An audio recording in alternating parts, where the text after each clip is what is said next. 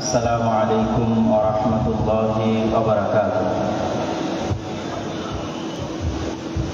আলহামদুলিল্লাহ ওয়াহদাহু ওয়াসসালাতু ওয়াসসালামু আলা মান লা নাবিয়্যা বা'দাহু। যাবতীয় প্রশংসা, হামদ ও সানা মহাপরাক্রমশালী আল্লাহ সুবহানাহু ওয়া তাআলার জন্য সকলেই বলি আলহামদুলিল্লাহ। দরুদ ও সালাম বর্ষিত হোক পৃথিবীর সর্বশেষ এবং সর্বশ্রেষ্ঠ রাসূল আহমদ মুহাম্মদ মুস্তাফা সাল্লাল্লাহু আলাইহি ওয়াসাল্লাম, যার জীবন আদর্শের আলোকে ইসলামের মৌলিক যে শিক্ষা, সেই শিক্ষা সম্পর্কে আলোচনা করার জন্য আমাকে পূর্ব নির্ধারিত বিষয় প্রদান করা হয়েছে। আমাদের নবী মুহাম্মদ সাল্লাল্লাহু আলাইহি ওয়াসাল্লাম সম্পর্কে সংক্ষিপ্ত মৌলিক দু একটি কথা জেনে নিয়ে আমরা তার জীবনী থেকে মৌলিক শিক্ষাগুলোর আলোচনার দিকে এগিয়ে যাব ইনশাআল্লাহ। আমাদের নবী মুহাম্মদ সাল্লাল্লাহু আলাইহি ওয়াসাল্লাম নির্দিষ্ট জাতি, গোত্র, ভাষা, সময়, কালের জন্য প্রেরিত হননি। তার রিসালাত ছিল সার্বজনীন, সর্বকালীন, সারা বিশ্বের সকল মানুষ, সকল গোত্র, সকল ভাষা, সকল বর্ণের জন্য। তার পূর্বের সকল নবী বা রাসূল নির্দিষ্ট সময়ের জন্য, নির্দিষ্ট গোত্রের জন্য, নির্দিষ্ট ভাষার মানুষের জন্য প্রেরিত হয়েছিলেন। কিন্তু তিনি এগুলোর ঊর্ধ্বে উঠে সার্বজনীন এবং সর্বকালীন এবং সর্বশেষ নবী এবং রাসূল হিসেবে প্রেরিত হয়েছেন সাল্লাল্লাহু আলাইহি ওয়াসাল্লাম। মহান আল্লাহ সুবহানাহু ওয়া তাআলা যত নবী রাসূল পৃথিবীতে পাঠিয়েছেন, তাদের মধ্যে যে 25 জনের নাম পবিত্র কোরআনে আল্লাহ সুবহানাহু ওয়া তাআলা উল্লেখ করেছেন, তাদের মধ্যে উলুল আযম সর্বশ্রেষ্ঠ যে 5 জনকে আল্লাহ সুবহানাহু ওয়া তাআলা দৃঢ় প্রতিজ্ঞ রাসূল হিসেবে উল্লেখ করেছেন, নূহ, ইব্রাহিম, মূসা, ঈসা, মুহাম্মদ, সর্বশ্রেষ্ঠ যে 5 জনকে আল্লাহ সুবহানাহু ওয়া তাআলা উলুল আযম হিসেবে উল্লেখ করেছেন, তাদের মধ্যেও সর্বশ্রেষ্ঠ হচ্ছেন আমাদের নবী মুহাম্মদ সাল্লাল্লাহু আলাইহি ওয়াসাল্লাম। আর তার শ্রেষ্ঠত্বের মাপকাঠি প্রকাশিত হবে, তার শ্রেষ্ঠত্বের মানদণ্ড প্রকাশিত হবে কিয়ামতের মাঠে। কিয়ামতের মাঠে কিভাবে? আমরা যখন আযানের শেষে যে দোয়া পাঠ করি, সেই দোয়ায় আমরা বলি, হে আল্লাহ, আপনি মুহাম্মদ সাল্লাল্লাহু আলাইহি ওয়াসাল্লামকে মাকাম মাহমুদ দান করুন। সে মাকাম মাহমুদ কি? মাকাম মাহমুদ হচ্ছে কিয়ামতের মাঠে আল্লাহ সুবহানাহু ওয়া তাআলা বিচারই শুরু করবেন না।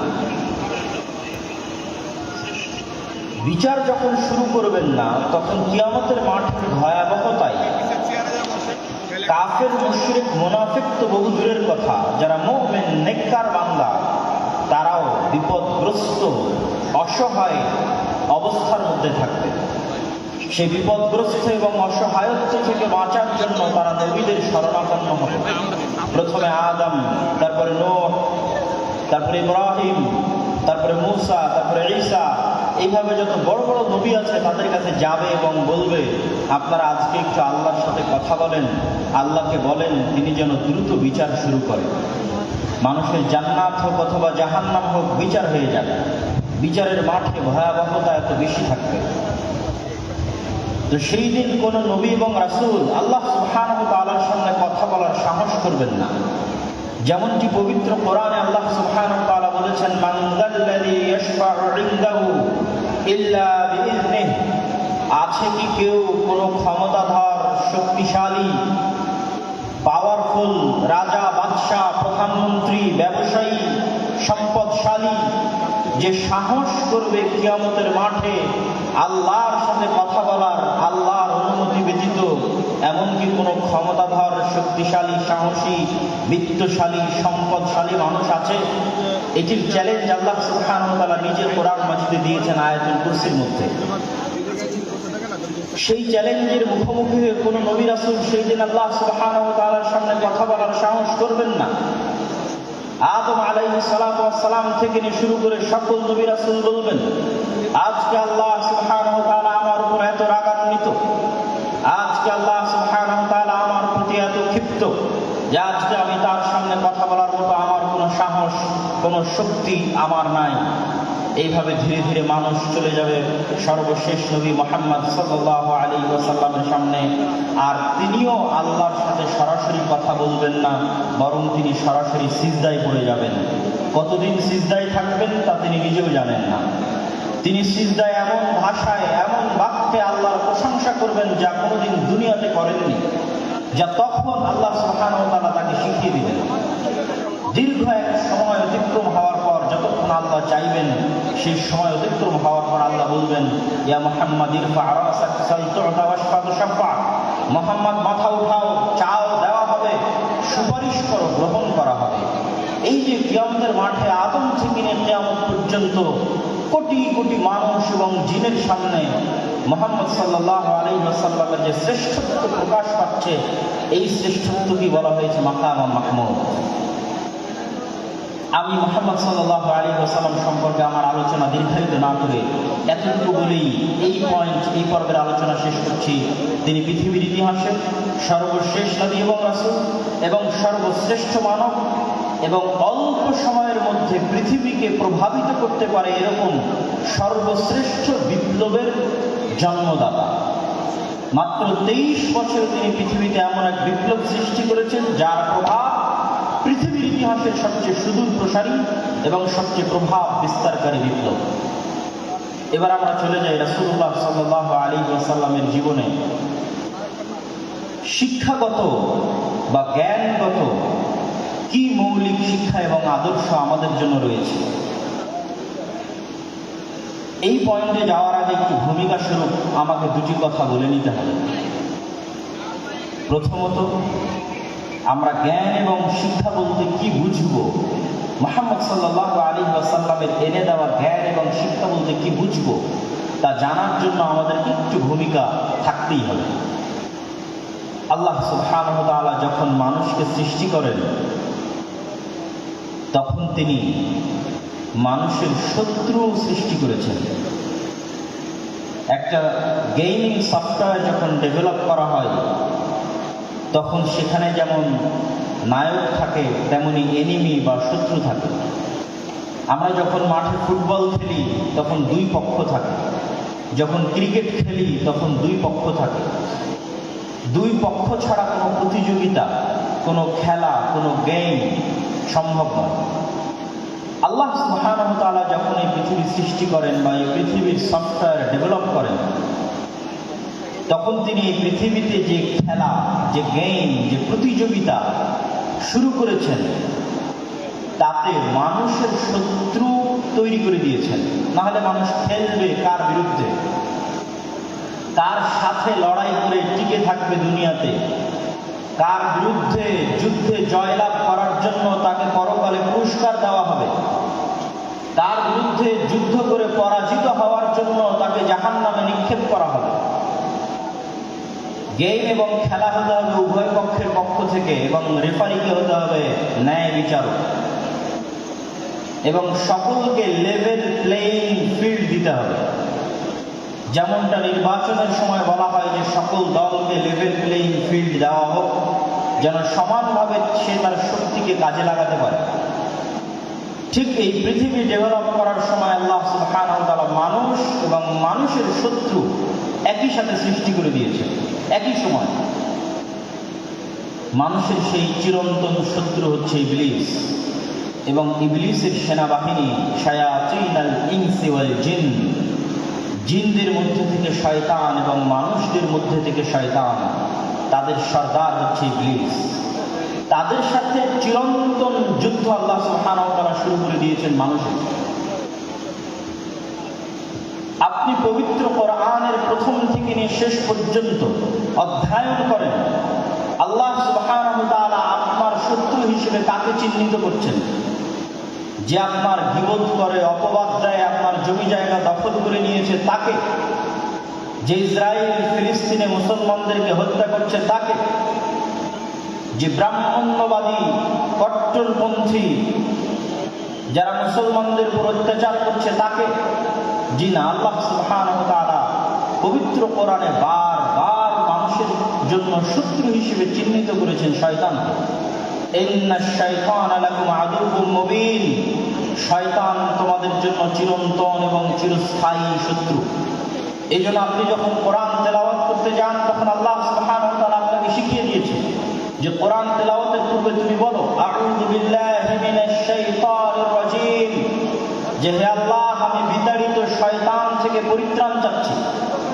শয়তানের অস্তিত্ব কতটা বাস্তব, শয়তান মানুষের কতটা ভয়ঙ্কর শত্রু, যে কোরআনের তেলাওয়াত পর্যন্ত শুরু হচ্ছে শয়তান থেকে পরিত্রাণ চেয়ে। পবিত্র কোরআনের শুরু থেকে নিয়ে শেষ পর্যন্ত এবং রাসূল সাল্লাল্লাহু আলাইহি ওয়াসাল্লামের হাদিসকে যদি আপনি সামনে রাখেন, রাসূলুল্লাহ সাল্লাল্লাহু আলাইহি ওয়াসাল্লামের জীবনীকে যদি আপনি সামনে রাখেন, প্রতিটি কর্মকে যদি আপনি সামনে রাখেন, তাহলে দেখবেন রাসূল সাল্লাল্লাহু আলাইহি ওয়াসাল্লাম প্রত্যেকটা আদেশ, প্রত্যেকটা নিষেধ, প্রত্যেকটা দোয়া, প্রত্যেকটা জিকির তিনি শয়তানের বিরুদ্ধে দিয়েছেন। রাসূলুল্লাহ সাল্লাল্লাহু আলাইহি ওয়াসাল্লাম আমাদেরকে সালাম দেওয়া শিখিয়েছেন, তার জীবনের একটি শিক্ষা। তো সালাম দেওয়া শিখাতে গিয়ে তিনি আমাদের কি বলেছেন? যদি তোমাদের কেউ বাড়িতে প্রবেশ করার সময় সালাম দেয়, তাহলে শয়তান বলে লা মাবিতা লাকুম ওয়ালা আশা লাকুম, এই বাড়িতে তোমাদের থাকার জায়গা নাই, খাওয়ার জায়গা নাই, এই বাড়ি থেকে বেরিয়ে যাও। আর যখন তোমাদের কেউ রুমে, ঘরে, বাড়িতে প্রবেশ করার সময় সালাম না দেয়, তখন শয়তান বলে এই বাড়ি তোমাদের থাকার জায়গা, এই বাড়ি তোমাদের খাওয়ার জায়গা। শিখালেন সালাম আর কানেক্ট করলেন শয়তানের সাথে। রাসূলুল্লাহ সাল্লাল্লাহু আলাইহি ওয়াসাল্লাম আমাদেরকে শিখালেন খাওয়ার সময় বিসমিল্লাহ বলতে হবে, কিন্তু কানেক্ট করছেন কার সাথে? যদি তোমাদের মধ্যে কেউ খাওয়ার সময় ইদা আকালা আহাদুকুম ওয়া লাম ইয়াযকুর ইসমাল্লাহ, যদি তোমাদের কেউ খাবার গ্রহণ করে আর বিসমিল্লাহ না বলে, ইয়াকুলু মাআহু শাইতান, তাহলে শয়তান তার সাথে ওই খাদ্য গ্রহণ করে। শিখালেন বিসমিল্লাহ, কিন্তু সম্পৃক্ত করছেন শয়তানের সাথে। আপনি রাসূলুল্লাহ সাল্লাল্লাহু আলাইহি ওয়াসাল্লামের পুরো জীবনী উঠিয়ে ফেলেন, প্রত্যেকটা ধাপে, প্রত্যেকটা পদক্ষেপে, প্রত্যেকটা আদেশে শয়তান থেকে বাঁচতে, শয়তানের বিরুদ্ধে পদক্ষেপ গ্রহণ করা হয়েছে। তার মানে শয়তান অবাস্তব, অকল্পনীয় কিছু নয়। আমাদের চিরন্তন যে গেম আল্লাহ সুবহানাহু ওয়া তাআলা শুরু করে দিয়েছেন খেলা, এটি শয়তানের বিরুদ্ধে। এবং এই গেমকে, এই খেলাকে লেভেল প্লেইং ফিল্ড করার জন্য আল্লাহ সুবহানাহু ওয়া তাআলা মানুষের পক্ষে কিছু ঘোষণা দিয়ে রেখেছেন, শয়তানের পক্ষে কিছু ঘোষণা দিয়ে রেখেছেন। শয়তানের পক্ষে দুটি ঘোষণা। এক, ইবলিসকে পৃথিবীর সবচেয়ে ভয়ঙ্কর শক্তিশালী মেকানিজম আল্লাহ দিয়ে দিয়েছেন। আজকের এই উন্নত আধুনিক বিশ্বে মানুষ কত উন্নত, তারপরও মানুষ অন্তর থেকে অন্তরে কথা ট্রান্সফার করতে পারে না। মোবাইলের হোয়াটসঅ্যাপের মেসেজ বলেন, মেসেঞ্জারের মেসেজ বলেন, আজকে আমার আলোচনা বলেন, লাইভ ভিডিও বলেন, প্রত্যেকটাই আমাদের কান দিয়ে শুনতে হয়। আজকে যদি আমি আমার অন্তর থেকে আপনাদের অন্তরে মেসেজ ট্রান্সফার করতে পারতাম, আমাকে চিল্লিয়ে বলা লাগতো না, মেসেজে লেখা লাগতো না যেটা আপনি পড়বেন। কেন লেখা পড়ার দরকার? কেনই বা শোনার দরকার? আমাকে আল্লাহ এই মেকানিজম দিলে আমি এখানে বসে থেকে আপনাদের অন্তরে মেসেজ দিয়ে দিতাম। কিন্তু এই শক্তিশালী পাওয়ারফুল মেকানিজম আল্লাহ কাকে দিয়েছেন? আপনাদের জিজ্ঞেস করছি, কাকে দিয়েছেন? একটু জোরে বলেন তো, কাকে দিয়েছেন? শয়তানকে দিয়েছেন। ইউসবিসু ফি সুদুরিন নাস, মানুষের অন্তরে সরাসরি ডাইরেক্টলি মেসেজ দিতে পারে শয়তান, ওয়াসওয়াসা দিতে পারে শয়তান। মানুষ দ্বিধায় পড়ে যাবে, তার অন্তরে এখন যে কল্পনা চলছে, এই কল্পনা তার না শয়তানের দেওয়া, আমি আপনি কেউ জানি না।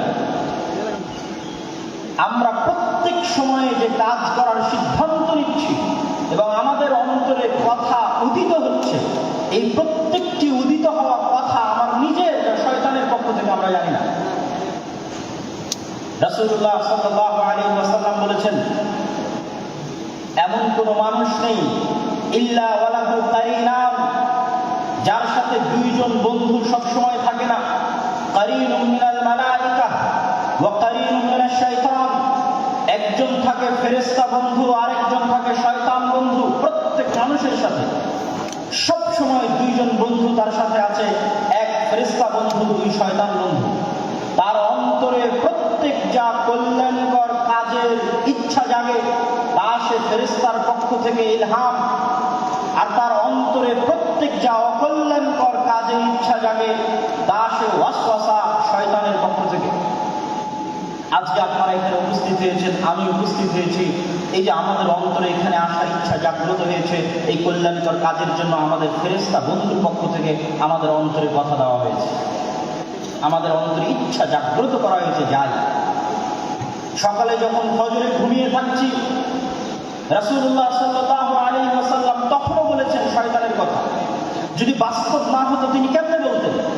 তিনি বলছেন, শয়তান তখন মানুষের মাথার কাছে গিয়ে বলে, নাম নাম নাম ইন্নাল লাইলা লাতাবিল, হে আদমের সন্তান ঘুমিয়ে থাকো, ঘুমিয়ে থাকো, রাত এখনো অনেক লম্বা। তাহলে আপনি মনে করছেন আমি আমার আরামের জন্য ফজরে ঘুমিয়ে আছি, আর আল্লাহর নবী বলছেন না, আপনার আরামের জন্য নয়, শয়তান আপনার অন্তরে দিচ্ছে তুমি এখন ঘুমিয়ে থাকো। সম্মানিত উপস্থিতি, তাহলে আল্লাহ সুবহানাহু ওয়া তাআলা ইবলিসকে দুইটা ছাড় দিয়েছে। এক, সরাসরি আমাদের অন্তরে কথা দিতে পারে ইবলিস। দুই, কিয়ামত পর্যন্ত তার হায়াত বাড়িয়ে দেওয়া হয়েছে। যতদিন আদম আর আদমের সন্তানেরা পৃথিবীতে বসবাস করবে, ততদিন আদম আর আদমের সন্তানদেরকে শত্রুতামূলক জাহান্নামে নিয়ে যাওয়ার দৃঢ় প্রতিজ্ঞ এবং দৃঢ় পণ নিয়ে কাজ করে যাবে ইবলিস এবং তার সাঙ্গপাঙ্গ এবং সেনাবাহিনী। তাদের ওয়াদার কথা আল্লাহ নিজে কোরআন মাজিদে বলেছেন যে ইবলিস এই মর্মে ওয়াদাবদ্ধ যে আমি একাই জাহান্নামে যাব না, আদম সন্তানদেরকে সাথে নিয়ে জাহান্নামে যাব। এই শত্রুতার ঘোষণা আল্লাহ সুবহানাহু ওয়া তাআলা কোরআনে দিয়েছেন। তাহলে ইবলিস এবং শয়তান যদি অবাস্তব হতো, তাহলে কোরআন আর আল্লাহর নবীর জীবনীতে এইভাবে তিনি শয়তানের প্রতি গুরুত্ব আরোপ করতেন না।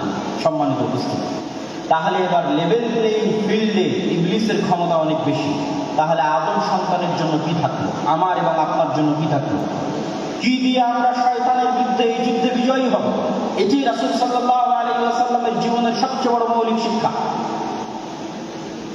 মহান আল্লাহ সুবহানাহু ওয়া তাআলা পবিত্র কোরআন মাজিদে বলছেন, কুল নাহবিতু মিনহা জামিআ ফাইম্মা ইয়াতিয়ান্নাকুম মিন্নী হুদান ফামান তাবিআ হুদায়া ফালা খাউফুন আলাইহিম ওয়া লা হুম ইয়াহজানুন।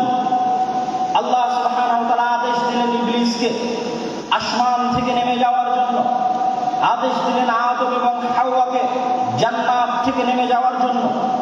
আদম এবং হাওয়া আর ইবলিসের গল্প কাল্পনিক নয়, পৃথিবীর সব ধর্ম বইয়ে লেখা আছে। ইহুদিদের বাইবেলে, ইহুদিদের তাওরাতে লেখা আছে, খ্রিস্টানদের বাইবেলে লেখা আছে, মুসলমানদের কোরআনে লেখা আছে। কমন গল্প, সেম কমন। ইবলিস, আদম, হাওয়া তথা সকল নবী একই মেসেজ দিয়েছে। আমাদের সৃষ্টি রহস্য সম্পর্কে সেম মেসেজ দিয়েছেন সকল নবী। তাহলে আল্লাহ সুবহানাহু ওয়া তাআলা বলছেন, আমি ইবলিসকে বললাম আসমান থেকে নেমে যাও, আদমকে বললাম জান্নাত থেকে নেমে যাও। তারপরে ফাইম্মা ইয়াতিয়ান্নাকুম মিন্নী হুদান ফামান তাবিআ হুদায়া, আজ থেকে ইবলিস আর আদম পরস্পরের শত্রু। ইবলিসকে দিয়ে দিলাম এই ক্ষমতা, আর আদমের জন্য কি দিব? আমার পক্ষ থেকে হেদায়েত যাবে আদমের জন্য। ফাইম্মা ইয়াতিয়ান্নাকুম মিন্নী হুদা, আমার পক্ষ থেকে দিক নির্দেশনা যাবে, গাইডলাইন যাবে, কিভাবে তোমরা শয়তানের বিরুদ্ধে যুদ্ধ করবে, শয়তানের বিরুদ্ধে কিভাবে টিকে থাকবে তার ইনস্ট্রাকশন যাবে। নতুন যখন ফ্রিজ কিনেন, কম্পিউটার কিনেন, যে কোনো মেশিনারিজ কিনেন, তখন গাইডলাইন থাকে, ইনস্ট্রাকশন থাকে। যে কোনো গেম যখন আপনি শুরু করবেন খেলা, গাইডলাইন দেওয়া আছে কিভাবে এই গেমটা আপনি খেলবেন। তো এই পৃথিবীতে আপনি শয়তানের বিরুদ্ধে কিভাবে খেলবেন এবং জিতবেন, হারবেন না, তার দিক নির্দেশনা, গাইডলাইন আল্লাহ পাঠাবে। এটা আল্লাহর ওয়াদা। কোরআনে আল্লাহ বলছেন, ফামান তাবিআ হুদায়া ফালা খাউফুন আলাইহিম ওয়া লা হুম ইয়াহজানুন। আমার পাঠানো এই গাইডলাইন, দিক নির্দেশনা যদি মানুষ মেনে নেয়, তাহলে তাহলে দুনিয়াতে তাদের জন্য কোনো ভীত সন্ত্রস্ত হওয়ার সুযোগ নেই, আর পরকালে আফসোস করার কোনো সুযোগ নেই। দুনিয়াতে কোনো ভয় নাই, পরকালে কোনো আফসোস নাই। তাহলে ওই গাইডলাইন নবীদের মাধ্যমে আসে কিতাব হিসেবে। ওই গাইডলাইনটা পৌঁছে দেওয়ার জন্য আল্লাহ নবীদের মাধ্যমে কিতাব পাঠান, যার সর্বশেষ কিতাব এবং সর্বশেষ নবী মুহাম্মদ সাল্লাল্লাহু আলাইহি ওয়াসাল্লাম এবং কোরআন। এই জন্য কোরআন আর মুহাম্মদ সাল্লাল্লাহু আলাইহি ওয়াসাল্লামের প্রথম কাজ হচ্ছে মানুষকে শয়তান সম্পর্কে জানানো। শয়তান তোমাদের চিরন্তন শত্রু, জানো, এর থেকে বাঁচতে এই করতে হবে। লেভেল প্লেইং ফিল্ড করার জন্য দ্বিতীয় মানুষের জন্য মহান আল্লাহ সুবহানাহু ওয়া তাআলার ঘোষণা। যতই আল্লাহ মানুষের জন্য দিক নির্দেশনা গাইডলাইন পাঠাক, তারপরও ইবলিসের ক্ষমতা বেশি। ইবলিস সরাসরি আমার অন্তরে মেসেজ দিতে পারে, আমরা ধোঁকা খেয়ে যাই, মনে করি এটা আমার ইচ্ছা, অতএব চলো আমি এখন গান শুনবো, অতএব চলো এখন অবৈধ রিলেশনশিপে ব্যস্ত হব। যে কোনো অন্যায় কাজ, সে অন্যায় কাজে আমি মনে করি আমার শান্তি, আমার আনন্দের জন্য করছি, কিন্তু আসলে ইবলিস দিচ্ছে। এইটার জ্ঞান কয়জনের কাছে আছে? কয়টা ইউনিভার্সিটি আপনাকে এই জ্ঞান দিবে? কয়টা কলেজ আপনাকে এই জ্ঞান দিবে? পৃথিবীর কোনো পিএইচডি থিসিস, কোনো মাস্টার্সের থিসিস, কোনো সিলেবাসে আপনাকে এই জ্ঞান দেওয়া হবে না যে শয়তান পৃথিবীতে আছে এবং আপনার অন্তরের উপর তার কন্ট্রোল ক্ষমতা আছে। নাই, পৃথিবীতে কেউ আপনাকে এই জ্ঞান দিবে না। পৃথিবীতে যেখানে যাবেন সবাই আপনাকে বলবে তুমি তোমার মন মতো চলো, তোমার মনে যেটা ভালো লাগে সেটা করো। একমাত্র আল্লাহ, কোরআন এবং আল্লাহর নবী বলবে না, ফুল স্টপ। তুমি জানোই না কোনটা তোমার ইচ্ছা আর কোনটা শয়তান তোমার অন্তরে দিয়েছে। আর কেন পৃথিবীর মানুষ আপনাকে এটি থেকে সতর্ক করবে না? কেন পৃথিবীর কোনো ইউনিভার্সিটি, কোনো সিলেবাস, কোনো কারিকুলামে বলা নাই যে পৃথিবীতে শয়তান আছে এবং তার থেকে আপনাকে বাঁচতে হবে? শয়তান এইভাবে কাজ করে আর আপনাকে তার বিরুদ্ধে এইভাবে যুদ্ধ করতে হবে, এরকম কোনো গাইডলাইন, কোনো সিলেবাস কেন নাই? এই জন্য যে যখনই মানুষ শয়তান সম্পর্কে সচেতন হবে, অসংখ্য ব্যবসা, অসংখ্য বিজনেস বন্ধ হয়ে যাবে। অসংখ্য ব্যবসা, অসংখ্য বিজনেস বন্ধ হয় যদি আপনি আপনার সাইকোলজিকে ম্যানিপুলেট করতে না পারেন। তাহলে যত সামাজিক যোগাযোগ মাধ্যম আছে, যারা মানুষের মনোযোগকে ধরে রাখার জন্য জাস্ট মানুষের সাইকোলজি কিভাবে কাজ করে, কিভাবে মানুষকে ফেসবুক, ইউটিউব, টুইটারে ব্যস্ত রাখা যাবে এর জন্য গবেষণা করে তার ফিচার সাজায়। আপনি যখন নিজের মনের বিরুদ্ধে যুদ্ধ করবেন তখন এগুলো লস প্রজেক্ট, আর যখন আপনি নিজের মন মতো চলবেন তখন এগুলো প্রত্যেকটা প্রজেক্ট লাভজনক। যখন আপনি নিজের মনের বিরুদ্ধে গিয়ে পর্দা করবেন তখন ফ্যাশন ইন্ডাস্ট্রিজ বন্ধ হয়ে যাবে, আর যখন মন মতো চলবেন তখন ফ্যাশন ইন্ডাস্ট্রিজের বিজনেস চলবে। এরকম প্রত্যেকটা ধাপ আছে যা শয়তান ম্যানুফ্যাকচার করে রেখেছে পৃথিবীর মানুষকে ভুলিয়ে রাখার জন্য। এটা আমি বলছি না, আল্লাহ সুবহানাহু ওয়া তাআলা বলছেন, আলহাকুমুত তাকাতুর, হে দুনিয়ার মানুষ, তোমাদেরকে শয়তান দুনিয়ার লোভ লালসা দিয়ে এমন ভাবে ভুলিয়ে রাখবে। কি ভুলিয়ে রাখবে? কি ভুলিয়ে রাখবে? সালাতের কথা? জি না। শয়তান আপনাকে কি ভুলিয়ে রাখবে? সিয়ামের কথা? জি না। শয়তান আপনাকে ভুলিয়ে রাখবে মৃত্যুর কথা। আলহাকুমুত তাকাতুর হাত্তা যুরতুমুল মাকাবির, কবরে না যাওয়া পর্যন্ত আমার এবং আপনার মনে হওয়ার চান্স নাই যে আমি আপনি মারা যেতে পারি। আজকের পৃথিবী এতটা ব্যস্ততম পৃথিবী, আজকের টেকনোলজি এতটা ব্যস্ততম, আজকের মোবাইল, আজকের টেকনোলজি, সামাজিক যোগাযোগ মাধ্যম মানুষকে এমনভাবে আঁকড়ে ধরে আছে, অবৈধ সম্পর্ক মানুষকে এমনভাবে আঁকড়ে ধরে আছে, ক্যারিয়ারের চিন্তা, দুনিয়ার চিন্তা এমনভাবে আঁকড়ে ধরে আছে যে আপনি মাসকে মাস, বছরকে বছর চিন্তা করতে পারবেন না যে আপনি মারা যাবেন। হাত্তা যুরতুমুল মাকাবির, আর এটাই শয়তানের টার্গেট, যেন আপনি কোনোদিন ভুলেও স্মরণ না হয় যে আপনি মারা যাবেন। কেন? যখনই স্মরণ হবে আপনি মারা যাবেন, তখনই আপনার মধ্যে অস্থিতিশীলতা কাজ করবে, আপনি শান্তি খুঁজবেন। তখনই তো আপনাকে কোরআন বলবে তোমার চিরন্তন শত্রু হচ্ছে শয়তান। সম্মানিত উপস্থিতি, তাহলে কি আলোচনা করছিলাম? যতই আল্লাহ সুবহানাহু ওয়া তাআলা আমাদের জন্য গাইডলাইন দিক, তারপরেও পাওয়ারফুল ইবলিস আমার অন্তরে মেসেজ দেওয়ার জন্য। তাহলে আমার জন্য ছাড় কোথায়, অফার কোথায়? আল্লাহ সুবহানাহু ওয়া তাআলা এবার আমাদের জন্য ছাড় এবং অফারের ঘোষণা দিচ্ছেন। এটা হচ্ছে ইসলামের আরেকটি বড় মৌলিক মূলনীতি। সেটি কি? শয়তান মানুষকে গাইডলাইন থাকার পরও ওয়াসওয়াসা দেওয়ার মাধ্যমে পথভ্রষ্ট করত যত গুনাহ করাবে, যত গুনাহ করাবে, যত ভয়ঙ্কর থেকে ভয়ঙ্কর গুনাহ হোক না কেন, শিরকের মতো গুনাহ হোক, হত্যার মতো গুনাহ হোক, জেনা ব্যভিচারের মতো গুনাহ হোক, যত বেশি পরিমাণে গুনাহ হোক না কেন, আসমান জমিন ভর্তি গুনাহ হোক না কেন, আল্লাহ সুবহানাহু ওয়া তাআলার পক্ষ থেকে মানুষের জন্য অফার শয়তানের বিরুদ্ধে যাওয়ার জন্য, শয়তানকে পরাজিত করার জন্য, যে এত বিশাল লম্বা গুনাহের পরেও মানুষ যদি অনুশোচিত হয়ে আল্লাহ সুবহানাহু ওয়া তাআলাকে বলে, হে আল্লাহ আমার ভুল হয়ে গেছে, আপনি আমাকে ক্ষমা করে দিন, তাহলে মানুষেরকে গুনাহ করার জন্য শয়তান যা চেষ্টা করেছে, যা পরিশ্রম করেছে, সকল চেষ্টা সকল পরিশ্রমকে পণ্ড করে দিয়ে আল্লাহ সুবহানাহু ওয়া তাআলা মানুষকে ক্ষমা করে দিবেন। বলেন আল্লাহু আকবার। এই একটা অফার দিয়ে মানুষ জান্নাতে চলে যাবে। কিন্তু মানুষকে ক্ষমা তো চাইতে হবে। ইসলামে এমন কোনো গুনাহ নাই যে গুনাহের ক্ষমার রাস্তা আল্লাহ সুবহানাহু ওয়া তাআলা দেন। ইসলামে ক্ষমার অযোগ্য কোনো অপরাধ নাই। হ্যাঁ, তবে শ্বাস থাকা পর্যন্ত আপনি মৃত্যুবরণ করলেন কিয়ামতের মাঠে, তখন শুধু একটা গুনাহ ক্ষমা হবে না, সেটা শিরক। যা আমি আসবো, যে ইসলামের সবচেয়ে বড় মৌলিক শিক্ষার একটি হচ্ছে তাওহীদ এবং শিরক না করা। আসবো ইনশাআল্লাহ ধীরে ধীরে। তাহলে জীবদ্দশায় যতক্ষণ নিঃশ্বাস আছে ততক্ষণ এমন কোনো অপরাধ নাই যেই অপরাধ ক্ষমার অযোগ্য আল্লাহর দরবারে। প্রত্যেকটা অপরাধ ক্ষমার যোগ্যতে মানুষকে ক্ষমা চাইতে হবে। যদি মানুষের সাথে সম্পৃক্ত অপরাধ হয় তো মানুষের কাছে ক্ষমা চাইবে। যদি মানুষের হক মেরে নেওয়া সংক্রান্ত অপরাধ হয় তো মানুষের হক আদায় করে দিবে। যদি আল্লাহর সাথে সম্পৃক্ত গুনাহ হয় তো আল্লাহর কাছে ক্ষমা চেয়ে নিবে। এই ক্ষমা চাওয়ার মাধ্যমে সেই ইবলিসকে পরাজিত করবে। কিন্তু ইবলিস আপনার অন্তরে ভয় দিবে।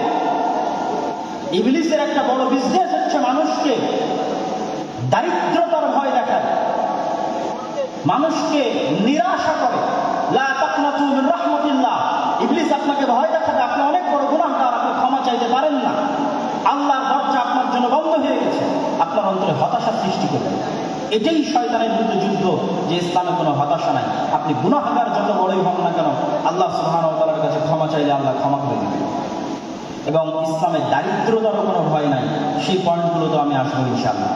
তাহলে শয়তানের এই আলোচনা থেকে এতটুকু কি পরিষ্কার হলো যে নবী এবং রাসূলকে পাঠানো হয়েছে, কোরআনকে পাঠানো হয়েছে মানুষকে একটা গাইডলাইন দেওয়ার জন্য, শয়তানের বিরুদ্ধে যুদ্ধ করার জন্য।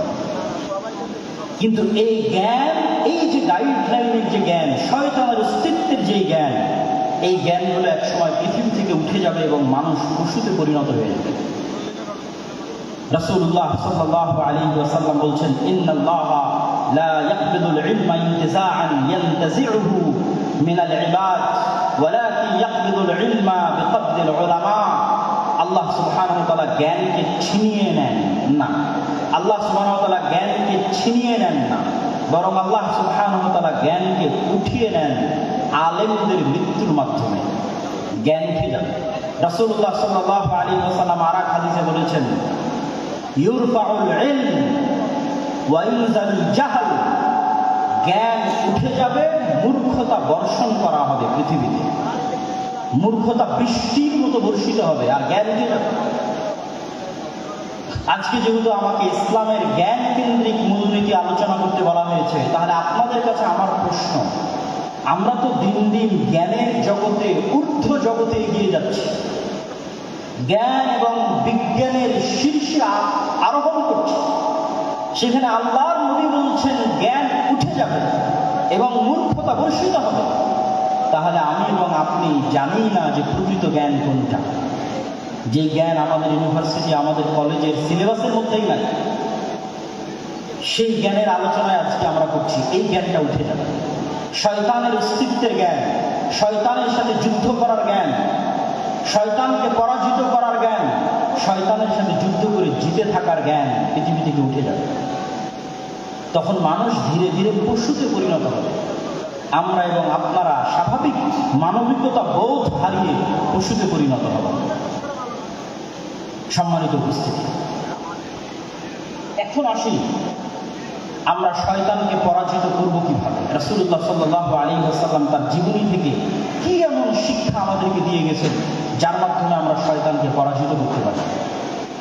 রাসূলুল্লাহ সাল্লাল্লাহু আলাইহি ওয়াসাল্লাম ওই হাদিসটি যখন বললেন যে প্রত্যেক মানুষের সাথে দুইজন বন্ধু আছে, একজন শয়তান একজন ফেরেশতা, তখন এক সাহাবী আল্লাহর নবীকে জিজ্ঞেস করছে, আল্লাহর নবী, আপনার সাথেও কি শয়তান বন্ধু আছে? এটি খুবই আশ্চর্যজনক একটি হাদিস। এখান থেকে আমাদের আজকের আলোচনা শুরু হবে। তখন রাসূলুল্লাহ সাল্লাল্লাহু আলাইহি ওয়াসাল্লাম বলছেন, হ্যাঁ, আমার সাথেও শয়তান আছে, তবে আমার শয়তান ইসলাম গ্রহণ করেছে, বা শাব্দিক অর্থ বললে আত্মসমর্পণ করেছে, সারেন্ডার করেছে। ইসলাম শব্দের শাব্দিক অর্থ কিন্তু আত্মসমর্পণ করা, সারেন্ডার করা। তাহলে আল্লাহর নবীর সাথে শয়তান আছে, কিন্তু তার শয়তান আত্মসমর্পণ করেছে, সারেন্ডার করেছে। এখন প্রশ্ন, আমাদের সাথে যে শয়তান আছে সে কিভাবে আত্মসমর্পণ করবে, সে কিভাবে সারেন্ডার করবে? শাহ ওলিউল্লাহ মুহাদ্দিস দেহলভী তার হুজ্জাতুল্লাহিল বালিগার মধ্যে লিখছেন, এই হাদিসকে সামনে রেখে তিনি আলোচনা করছেন যে মানুষের অন্তরে সবসময় দুটো গ্রুপের লড়াই চলে, রূহে রাব্বানী আর নফসে শয়তান। মানুষের যে রূহের জগতে ছিল, সেই রূহ আল্লাহকে মানার ওয়াদা করেই পৃথিবীতে এসেছে। তাহলে প্রত্যেকটা মানুষ জন্মগতভাবে মুসলিম। আর এক হাদিসে রাসূল সাল্লাল্লাহু আলাইহি ওয়াসাল্লাম স্পষ্ট করেছেন যে প্রত্যেক মানুষ জন্মগতভাবে মুসলিম। তাহলে রূহে রাব্বানী, যেই রূহে রাব্বানীর মাধ্যমে ফেরেশতা ইলহাম দেয় আপনার অন্তরে ভালো কাজে, আর নফসে শয়তানি, যার মাধ্যমে শয়তান ওয়াসওয়াসা দেয় মন্দ কাজে, এই দুটোর যুদ্ধ সবসময় চলতে থাকে। এখন মানুষ তার স্বভাব চরিত্র দিয়ে, তার কাজ দিয়ে কোনটাকে তার অন্তরে বিজয়ী করবে আর কোনটাকে তার অন্তরে পরাজিত করবে, সেটির সিদ্ধান্ত মানুষের। একটা হচ্ছে রূহে রাব্বানী, যার মাধ্যমে ফেরেশতা কাজ করে, নফসে শয়তানি, যার মাধ্যমে শয়তান কাজ করে। আপনি যদি নফসে শয়তানিকে পরাজিত করতে চান, তাহলে ফেরেশতাকে জিততে দিতে হবে। ফেরেশতাকে জিততে দেন, অটোমেটিক শয়তান আপনার অন্তরে সংকুচিত হয়ে যাবে, পরাজিত হয়ে যাবে। ফেরেশতাকে জিততে দিবেন কিভাবে? আপনাকে আরেকটা ইসলামের মৌলিক শিক্ষা বলে যাই, সবসময় দেখবেন রাসূল সাল্লাল্লাহু আলাইহি ওয়াসাল্লাম, আল্লাহ সুবহানাহু ওয়া তাআলা ফেরেশতা আর শয়তানকে পরস্পরের মুখোমুখি করে দাঁড় করিয়েছে। লা তাদখুলুল মালাইকাতু ফী বাইতিন, ওই বাড়িতে রহমতের ফেরেশতা প্রবেশ করে না যেই বাড়িতে ছবি মূর্তি আছে, যেই বাড়িতে কুকুর আছে। তাহলে কি দাঁড়ালো? ফেরেশতারা কি সবসময়, ফেরেশতারা হচ্ছে লা ইয়ামাসসুহু ইল্লাল মুতাহহারুন, ফেরেশতারা সবসময় পবিত্র থাকে। তাহলে কি দাঁড়ালো? ফেরেশতা ছবি মূর্তি পছন্দ করে না, ফেরেশতা কুকুর পছন্দ করে না, ফেরেশতা সবসময় পবিত্র থাকে। আর এক হাদিসে রাসূল সাল্লাল্লাহু আলাইহি ওয়াসাল্লাম বলছেন, মা মিন মাওদি'i শিবরিন, আসমানের এমন কোন এক বিঘত জায়গাও খালি নাই, ইল্লা, যেই জায়গায় এমন কোন ফেরেশতা নাই যে হয় সিজদারত আছে, না হয় রুকুরত আছে, না হয় আল্লাহ সুবহানাহু ওয়া তাআলার তাসবিহ এবং তাহলিল পাঠরত আছে। সুবহানাল্লাহি ওয়া বিহামদিহি সুবহানাল্লাহিল আযীম, আল্লাহ সুবহানাহু ওয়া তাআলার বড়ত্ব এবং মহত্ব বর্ণনা করা অবস্থায় আছে। তাহলে সারমর্ম দাঁড়াচ্ছে, আপনি যদি ফেরেশতাকে জিততে দিতে চান, তাহলে ফেরেশতার স্বভাব আপনার মধ্যে বেশি বেশি নিয়ে আসতে হবে। আপনি আজকে থেকে প্র্যাকটিক্যাল বাস্তবায়ন করেন, থিওরি তো বললাম, প্র্যাকটিক্যাল বাস্তবায়ন করেন। আপনি এখন থেকে উঠে গিয়ে কোনো সময় অপবিত্র হবেন না, কেননা ফেরেশতা অপবিত্র নয়, পবিত্র। যখনই আপনার অজু ভাঙবে তখনই অজু করবেন, যখনই ফরজ গোসল হবে তখনই গোসল করবেন, তথা আপনি সবসময় পবিত্র থাকতেছেন। মানে আপনার অন্তরে আপনি রূহে রাব্বানী, ফেরেশতা শক্তিকে বিজয়ী হওয়ার সুযোগ করে দিচ্ছেন। আর আপনার অন্তরে অটোমেটিক শয়তান তখন সংকুচিত হয়ে যাবে, পলাতক এবং পরাজিত হয়ে যাবে। ওই যে আল্লাহর নবী বলল, আমার শয়তান আত্মসমর্পণ করেছে, আপনার শয়তান আত্মসমর্পণ করবে। আপনি ছবি মূর্তি থেকে দূরে সরে যান, আপনি তাসবিহ এবং তাহলিল পাঠ করেন, জিকির এবং আযকার করেন, এগুলো ফেরেশতার স্বভাব। তখন আপনার অন্তরে রূহে রাব্বানী বিজয়ী হবে। আর যদি আপনি মনে করেন আপনি আপনার অন্তরে ফেরেশতাকেই পরাজিত করবেন আর শয়তানকে বিজয়ী করবেন, তাহলে বেশি খেতে হবে, বেশি ঘুমাতে হবে, বেশি অপবিত্র থাকতে হবে। এই জন্য যারা শয়তানের গোলাম হয়, যারা শয়তানের দাস হয়, প্রকৃত অর্থে যারা শয়তানের ইবাদত করে, তাদের ইনস্ট্রাকশনের মধ্যে দেওয়া থাকে তাকে অপবিত্র থাকতে হবে। টানা 40 দিন গোসল কিছুই করা যাবে না। যেখানে পেশাব পায়খানা করবে ওখানেই খাদ্য গ্রহণ করতে হবে, যাতে মানুষকে তার মানুষত্বের জায়গা থেকে নিচে নামানো যায়। মানুষকে আল্লাহ সর্বশ্রেষ্ঠ সৃষ্টি হিসেবে সৃষ্টি করেছে। মানুষকে তার মনুষ্যত্বের জায়গা থেকে নিচে নামানোর জন্যই LGBTQ। ফেরাউন মানুষত্বের জায়গা থেকে নিচে নামে কেন? ফেরাউন পুরুষ ছিল, অহংকারের কারণে কাফের হয়ে গেছে, কিন্তু আর মনুষ্যত্বের জায়গা থেকে নিচে নামে। নমরুদ কাফের ছিল, মুশরিক ছিল। আবু জাহাল, আবু লাহাব কাফের মুশরিক ছিল, কিন্তু মানুষ ছিল। মানুষত্বের জায়গা থেকে, পৌরুষত্বের জায়গা থেকে নিচে নামে। কিন্তু শয়তান আমাকে এবং আপনাকে চায়, বর্তমান পৃথিবী চায়, বর্তমান পৃথিবীর গ্লোবাল সিস্টেম চায় যে মানুষ তো শয়তানের শিক্ষা, শয়তান সম্পর্কে জানুক, এটা তো বহু দূরের কথা। মানুষ যেন শয়তানের গোলাম হতে হতে তার স্বাভাবিক যে চাল চরিত্র আছে সেটি থেকেও যেন নিচে নেমে যায়। এই জন্য আপনাকে যেমন অপবিত্র থাকার প্রতি শয়তান উৎসাহিত করবে, ঠিক তেমনই আপনি পুরুষ আছেন অথচ আপনাকে কল্পনা করতে বলা হবে যেন আপনি নারীর মতো কল্পনা করেন, এটি আপনাকে স্বাভাবিক মানুষ থেকে নিচে নামিয়ে দিবে, ফেরাউনের চেয়ে জঘন্য করে দিবে, আবু লাহাব আবু জাহালের চেয়ে জঘন্য করে দিবে। তখন আপনি শয়তানের পরিপূর্ণরূপে গোলাম হয়ে যাবেন। সম্মানিত উপস্থিতি, তাহলে আমরা আলোচনা করছিলাম যে রাসূলুল্লাহ সাল্লাল্লাহু আলাইহি ওয়াসাল্লাম আমাদেরকে শয়তান থেকে বাঁচার জন্য কি করতে হবে? আমার অন্তরে, আমিও পারবো আমার অন্তরে নফসে শয়তানিকে আত্মসমর্পণ করাতে, আমার রূহে রব্বানি ফেরেশতা স্বভাবের সামনে। আর আমি যদি চাই আমি শয়তানকে বিজয় করতে পারবো আমার অন্তরে, তখন আমি পরিপূর্ণরূপে শয়তানের গোলাম হয়ে যাব। ইসলামের শিক্ষার সারমর্ম এটি যে আপনাকে শয়তানের বিরুদ্ধে যুদ্ধ করতে হবে, এবং শয়তানের বিরুদ্ধে যুদ্ধ করতে গিয়ে ইসলামের মৌলিক শিক্ষাগুলোর যদি আমি সারমর্ম করি, তার একটি বড় শিক্ষা হচ্ছে তাওহীদ, আরেকটি বড় শিক্ষা হচ্ছে সালাত। তাওহীদ এবং সালাত কিভাবে শয়তানের বিরুদ্ধে যুদ্ধ করে আপনাকে আমি দেখাই। তাওহীদ হচ্ছে ইসলামের মৌলিক বিশ্বাস, যা প্রচার করতে পৃথিবীতে সব নবী রাসূল এসেছে, যা প্রচার করতে কোরআন এসেছে, যা প্রচার করতে মুহাম্মদ সাল্লাল্লাহু আলাইহি ওয়াসাল্লাম এসেছেন। সেটি কি? আমার এবং আপনার অন্তরে এককভাবে, অদ্বিতীয়ভাবে শুধুমাত্র একটি সত্তারই জায়গা হবে, তিনি হচ্ছেন আল্লাহ সুবহানাহু ওয়া তাআলা। তিনি রব হিসেবে একক, ইলাহ হিসেবে একক এবং অদ্বিতীয়, নাম এবং গুণাবলীতে একক এবং অদ্বিতীয়। রব হিসেবে একক এবং অদ্বিতীয় পৃথিবীর সবাই মানে, ইহুদি, খ্রিস্টান, বৌদ্ধ, হিন্দু সবাই আল্লাহকে রব হিসেবে একক এবং অদ্বিতীয় মানে যে আল্লাহ সৃষ্টিকর্তা, আল্লাহ সুবহানাহু ওয়া তাআলা বৃষ্টি বর্ষণকারী, আল্লাহ সুবহানাহু ওয়া তাআলা পাহাড় নদী নালার প্রবাহিতকারী, স্থাপনকারী, আমার আপনার সৃষ্টিকারী সবাই মানে। কিন্তু আল্লাহ সুবহানাহু ওয়া তাআলাকে ইলাহ হিসেবে একক এবং অদ্বিতীয় কেউ মানে না, মুসলমানও মানে না। বহু মুসলিম আল্লাহকে রব হিসেবে একক এবং অদ্বিতীয় স্বীকার করলেও ইলাহ হিসেবে মানে না। ইলাহ মানে আপনার অন্তরের ভক্তি এবং শ্রদ্ধা, যতটুকু আপনার ভক্তি এবং শ্রদ্ধা আপনি করতে পারেন তার পুরোটাই অন্য কাউকে দেওয়া বহু দূরের কথা, যতটুকু ভক্তি শ্রদ্ধা আছে ততটুকু আল্লাহ সুবহানাহু ওয়া তাআলার সামনে সমর্পণ করতে হবে। যতটুকু চাওয়া আছে ততটুকু আল্লাহ সুবহানাহু ওয়া তাআলার সামনে চাইতে হবে। আপনি যদি আপনার অন্তরে আল্লাহর অস্তিত্ব ব্যতীত আর কোনো কিছুকে, ইট পাথরের কোনো খাম্বার সম্মানও যদি আপনার অন্তরে থাকে, ইট পাথরের তৈরি কোনো খাম্বার সম্মানও যদি আপনার অন্তরে থাকে, তাহলে আপনি আল্লাহর সামনে, আল্লাহর উলুহিয়তের সামনে পরিপূর্ণ আত্মসমর্পণ করছেন না। সামগ্রিক বিধানদাতা হিসেবে আল্লাহ সুবহানাহু ওয়া তাআলার সামনে যদি আপনার আত্মসমর্পণ না থাকে,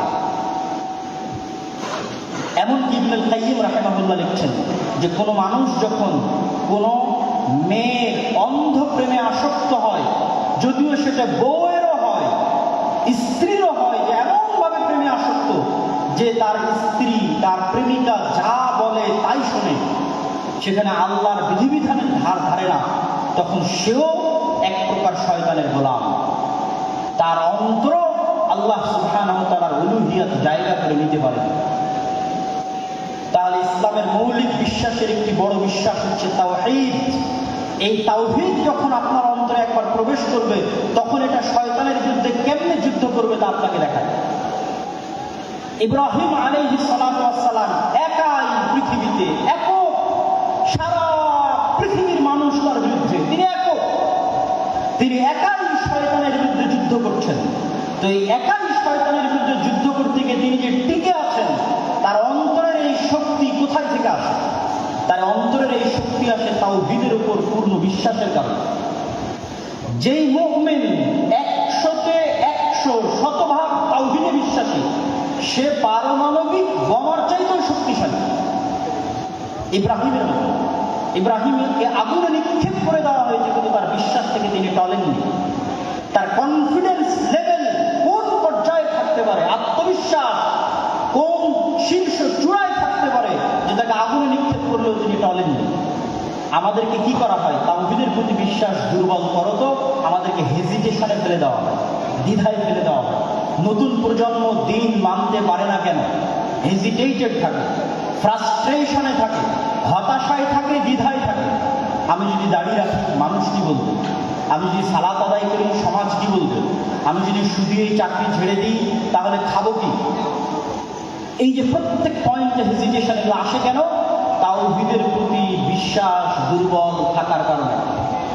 তাওহীদের জ্ঞান যার মধ্যে আছে, যে আল্লাহর একত্ববাদ এবং অদ্বিতীয়ত্ব সম্পর্কে পরিপূর্ণ জ্ঞান অর্জন করেছে, তার অন্তর শয়তানের বিরুদ্ধে সবচেয়ে বেশি শক্তিশালীভাবে যুদ্ধ করতে পারবে। তার অন্তর সবচেয়ে কনফিডেন্ট থাকবে তার দ্বীনের উপর, তার বিশ্বাসের উপর। আজকের পৃথিবীতে ইহুদিরা ভ্রান্তির উপরও আমাদের চেয়ে বেশি কনফিডেন্ট, ভ্রান্তির উপরেও আমাদের চেয়ে বেশি কনফিডেন্ট। আর আমরা মুসলিমরা আমাদের কনফিডেন্স নাই, কনফিডেন্স হারিয়ে ফেলেছি। দীর্ঘ 190 বছরের কলোনিয়াল সিস্টেমে তাদের গোলামির কারণে আমাদের রক্তের মধ্যে এমনভাবে গোলামি প্রবেশ করেছে যে আমরা কখনো স্বাধীনভাবে চিন্তা করতে পারি না, নিজের দ্বীনের উপর পূর্ণ আস্থা এবং পূর্ণ বিশ্বাস কনফিডেন্টলি স্থাপন করতে পারি না, কেননা আমাদের মধ্যে তাওহীদের জ্ঞান নাই। 2 নাম্বার, সালাত কিভাবে আপনাকে শয়তানের বিরুদ্ধে যুদ্ধ করায়? আপনি তো ইসলামের সারমর্ম দেখলেন যে এই অন্তরকে কন্ট্রোল করতে পারতে হবে। তো অন্তরকে কন্ট্রোল করার জন্য শুধু বিরত থাকার মাধ্যমে কখনো প্র্যাকটিস হয় না। আপনি সেনাবাহিনীতে জয়েন করলে কঠোর পরিশ্রমের মাধ্যমেই আপনাকে সেনাবাহিনীর র্যাঙ্কিং বাড়াতে হয়। তো এই 5 ওয়াক্ত সালাত শয়তানের বিরুদ্ধে যুদ্ধ। প্রতি 5 ওয়াক্ত সালাত জামাতের সাথে মসজিদে উপস্থিত হওয়ার মাধ্যমে আপনি দিনে 5 বার শয়তানকে পরাজিত করেন। এই জন্য রাসূলুল্লাহ সাল্লাল্লাহু আলাইহি ওয়াসাল্লাম বলেছেন, যে ব্যক্তি টানা 40 দিন মসজিদে এসে তাকবীরে তাহরিমার সাথে সালাত আদায় করল, সে মুনাফিকি থেকে মুক্তি পেয়ে গেল, জাহান্নামের আগুন থেকে মুক্তি পেয়ে গেল। কেন? মানে টানা 40 দিন প্রায় 200 ওয়াক্ত সালাত, মানে 200টা বিশ্বযুদ্ধে শয়তানকে পরাজিত করে। তো যে এক টানা পরস্পর 200টা যুদ্ধে শয়তানকে পরাজিত করতে পারবে, তার অন্তরের উপর তার কন্ট্রোল ক্ষমতা কায়েম হয়ে গেছে, প্রতিষ্ঠিত হয়ে গেছে। ওই যে রাসূল সাল্লাল্লাহু আলাইহি ওয়াসাল্লামের শয়তান আত্মসমর্পণ করেছে, আপনার শয়তান আত্মসমর্পণ করে ফেলেছে। কেননা 200টা যুদ্ধে আপনি তাকে পর পর পরাজিত করেছেন। তাহলে সালাত হচ্ছে শয়তানের বিরুদ্ধে সবচেয়ে বড় যুদ্ধ। এই জন্য সালাতকে এত শক্তিশালী ভাবে ইসলামে একটি মাত্র কাজ দেওয়া আছে, আর কোনো কাজ দেওয়া নাই। কেন বলছে আর কোনো কাজ দেওয়া নাই? হজ যার টাকা আছে তার জন্য, যাকাত যার টাকা আছে তার জন্য, রমজান কোথায়? বছরে একবার। আর কি এমন ফরজ আছে যা আপনাকে করতে বলা হয়েছে? আপনি খুঁজে বের করেন কোরআন এবং হাদিস থেকে আপনাকে কোনো একটা কাজ ফরজ হিসেবে করতে বলা হয়েছে, করতেই হবে। এমন বিরত থাকার তো অনেক কিছুই আছে, এটা করা যাবে না, এটা করা যাবে না। হ্যাঁ, ড্যাফোডিল ইউনিভার্সিটিতে ভর্তি হলেও তো অনেক কিছু আছে এটা করা যাবে না, কিন্তু ক্লাসে যদি না যান তাহলে কি কাজ? আপনি ড্যাফোডিল ইউনিভার্সিটির সকল নিয়ম কানুন মেনে নিলেন, সন্ধ্যা 5টার মধ্যে ফিরে আসতে হবে, আরো যত নিয়ম কানুন আছে, কিন্তু ক্লাসেই গেলেন না। আপনি তো ভর্তি হয়েছেন ক্লাসে যাওয়ার জন্য। ইসলামের বাকি সব কিছুই যদি আপনি মেনে নেন, কিন্তু আপনি তো এখানে এসেছেনই সালাত কায়েম করার জন্য, সালাত প্রতিষ্ঠা করার জন্য, কেন এটাই শয়তানের বিরুদ্ধে যুদ্ধ। সম্মানিত উপস্থিতি,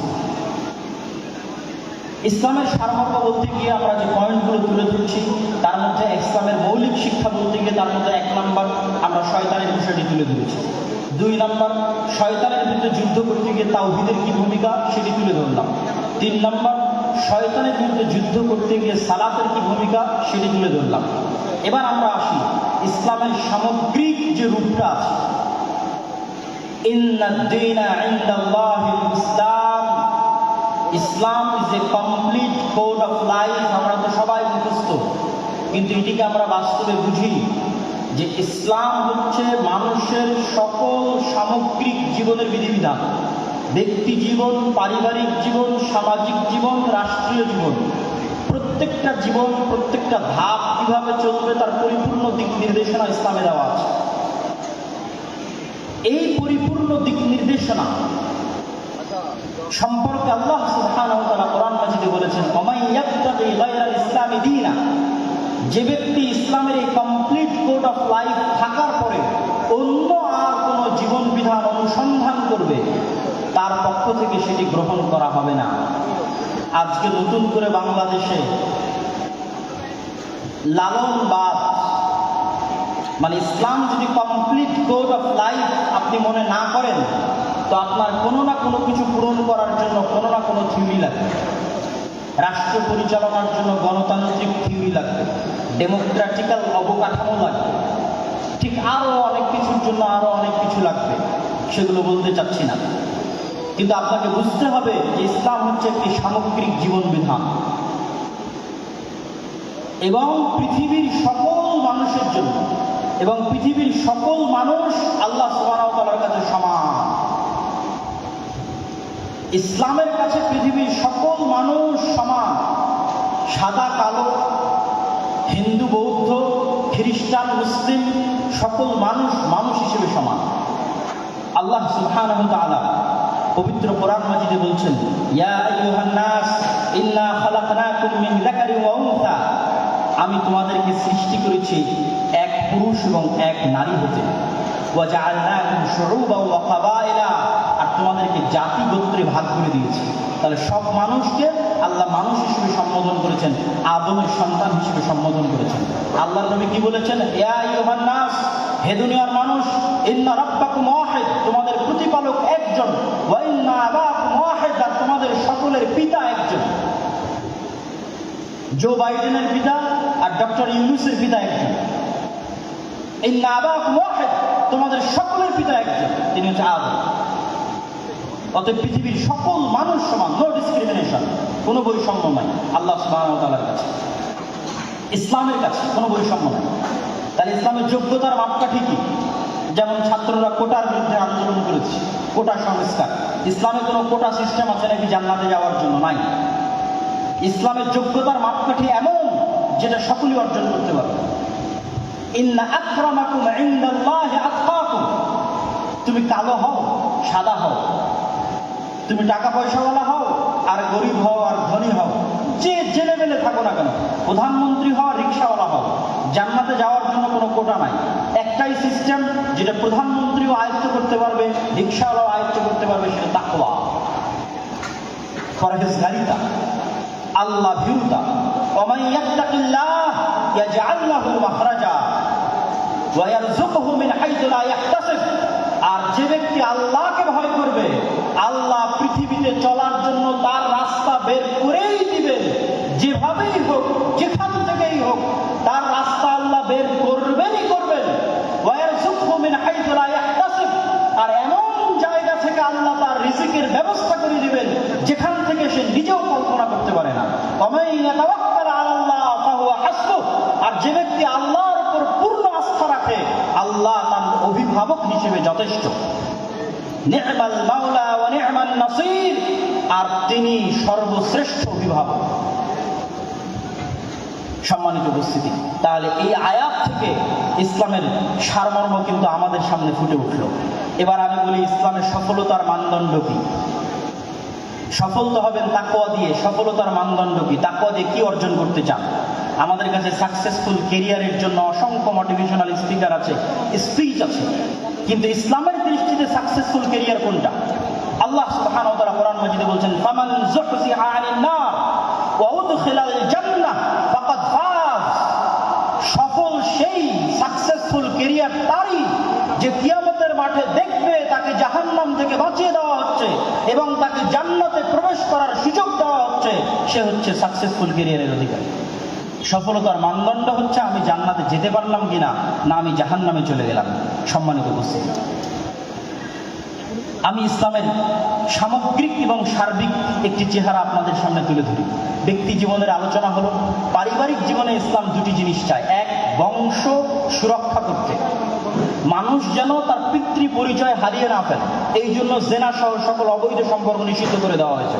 তালাকের যে লম্বা বিধিবিধান, এগুলো দেওয়া হয়েছে মানুষের বংশনামা সুরক্ষা করার জন্য। সামাজিক জীবনে ইসলাম কি চায়? সামাজিক জীবনে ইসলাম চায় ন্যায় বিচার, সততা। রাষ্ট্রীয় জীবনে ইসলাম কি চায়? রাষ্ট্রীয় জীবনে সততা এবং ন্যায় বিচারের পাশাপাশি মানুষের 5টি অধিকার নিশ্চিত করতে চায়। আর সততা এবং ন্যায় বিচার ইসলামের সকল মূলনীতির সারমর্ম, যেটা দিয়ে আজকের বক্তব্য শেষ করে দিব। এতক্ষণ পর্যন্ত যা আলোচনা করলাম, যা আপনাদেরকে ইসলামের দর্শন, ইসলামের থিওরি বোঝানোর চেষ্টা করলাম রাসূল সাল্লাল্লাহু আলাইহি ওয়াসাল্লামের জীবনী থেকে, তার সারমর্ম লুব্বে লুবাব এক বাক্যে যদি শেষ করি, সেটি হচ্ছে সত্যবাদিতা, ন্যায়পরায়ণতা। আজকের এটা বলে আমার বক্তব্য শেষ করে দিব।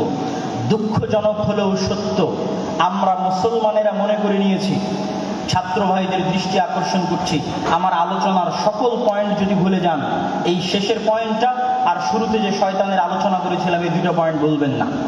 আজকের শেষের এই পয়েন্টটা মনে রাখার চেষ্টা করবেন। আমাদের মধ্যে অনেকেই মনে করে আমি বাংলাদেশে ইসলাম কায়েম করে ফেলবো। কিভাবে ইসলাম কায়েম করবেন? সবাই যদি নামাজি হয়ে যায় ইসলাম কায়েম হয়ে গেল, সবাই যদি পর্দা করে ইসলাম কায়েম হয়ে গেল। জি না, ইসলামের সবচেয়ে বেসিক এলিমেন্ট, সবচেয়ে মূল ভিত্তি হচ্ছে সত্যবাদিতা, ন্যায়পরায়ণতা। বাইতুল মুকাররমের মধ্যে নামাজি মানুষ মারামারি করতেছে, বাইতুল মুকাররমের মধ্যে যার দাড়ি আছে, টুপি আছে, পাঞ্জাবি আছে, সে মারামারি করতেছে। তার মানে কি? তার মানে সে ইসলামের বেসিক এলিমেন্ট সম্পর্কে জানে না। সে মনে করেছে ইসলাম মানে সালাত, সে মনে করেছে ইসলাম মানে হজ, সে মনে করেছে ইসলাম মানে পর্দা। কিন্তু ইসলাম মানে আগে ন্যায়পরায়ণতা, আগে সত্যবাদিতা। মুহাম্মদ সাল্লাল্লাহু আলাইহি ওয়াসাল্লাম সালাত শিখেছে 40 বছর পরে, সূরা ফাতিহা শিখেছে 40 বছর পরে। আর উনি জন্মগত সত্যবাদী এবং ন্যায়পরায়ণ, তথা 40 বছর যাবৎ যেই গুণ তিনি জন্মগত বহন করেছেন নবী হওয়ার আগেও, সেটি হচ্ছে তিনি সত্য বলতেন, কোনোদিন মিথ্যা বলেননি। 2, তিনি সৎ এবং ন্যায়পরায়ণ, কোনোদিন মানুষের প্রতি অন্যায় করেননি।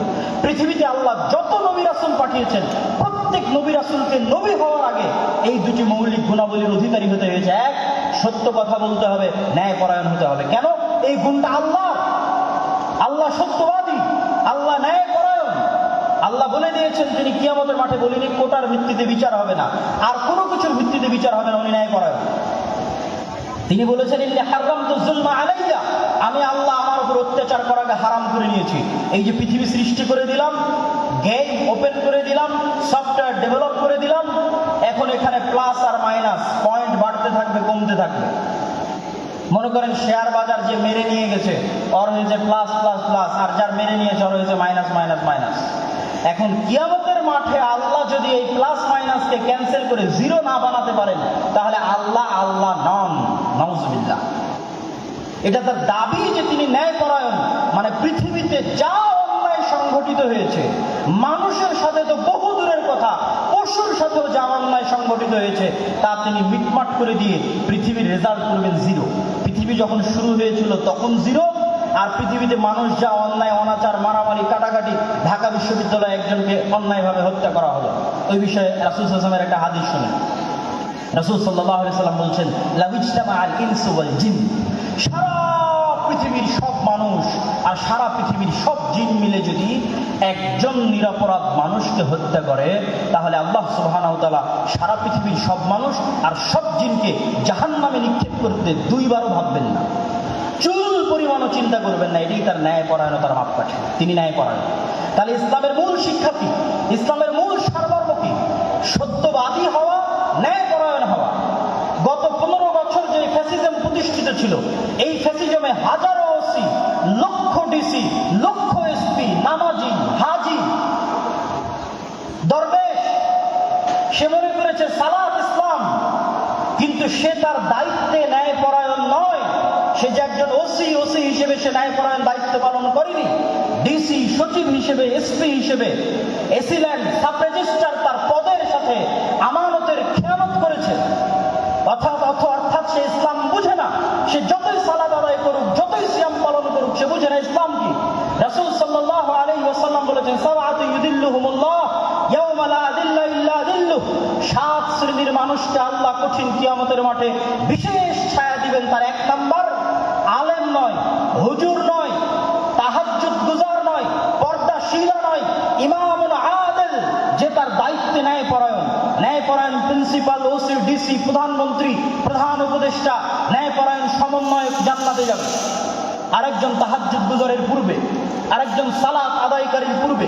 ন্যায়পরায়ণতা হচ্ছে ইসলামের সবচেয়ে বড় মাপকাঠি। অতএব ছাত্র ভাইদের উদ্দেশ্যে আমার উদাত্ত আহ্বান থাকবে, আমার উদাত্ত ডাক থাকবে যে ইসলামের সকল শিক্ষা যদি আমরা ভুলে যাই, এই দুটো মৌলিক শিক্ষার উপর যদি আমরা একটা প্রজন্ম তৈরি করতে পারি। ফ্যাসিজম টিকে ছিল কিভাবে? তাদেরকে অন্যায়, তাদের মেরুদণ্ড সোজা নয়, তারা অন্যায় করেছে। আপনি সারা বাংলাদেশে মেরুদণ্ড সোজাওয়ালা সৎ ন্যায়পরায়ণ ওসিডিসি এসপি দেন, ক্ষমতায় যেই আসুক না কেন দেশ সুন্দর চলবে। তো এসিডিসি এসপি কারা হবে? আপনারাই হবে। আপনারা শিখেন ইসলামের মূল শিক্ষা সৎ এবং ন্যায়পরায়ণ হওয়া, এবং টাকার কাছে, কোনো চাপের কাছে মাথা নত না করা। এটাই শয়তানের বিরুদ্ধে যুদ্ধ। সম্মানিত উপস্থিতি, বক্তব্যের বিষয় ছিল অনেক কঠিন। আমি হয়তো পুরো বিষয়টার উপর আপনাদেরকে ইসলামের পুরো সারমর্ম বা সামারি হয়তো আপনাদের সামনে পরিপূর্ণরূপে তুলে ধরতে পারলাম না। তারপরে যতটুকু চেষ্টা করেছি, তুলে ধরার চেষ্টা করেছি। আল্লাহ সুবহানাহু ওয়া তাআলা আমাদের সকলকে আল্লাহ সুবহানাহু ওয়া তাআলার এই একমাত্র মনোনীত দ্বীনের উপর টিকে থাকার এবং এই দ্বীনের উপর মৃত্যুবরণ করার এবং যেটা প্রকৃত সফলতার মানদণ্ড, সেই জান্নাতে প্রবেশ করার তৌফিক দান করুক। আল্লাহুম্মা আমিন। ওয়া আখিরু দাওয়ানা আলহামদুলিল্লাহি রাব্বিল আলামিন। আসসালামু আলাইকুম ওয়া রাহমাতুল্লাহি ওয়া বারাকাতুহু।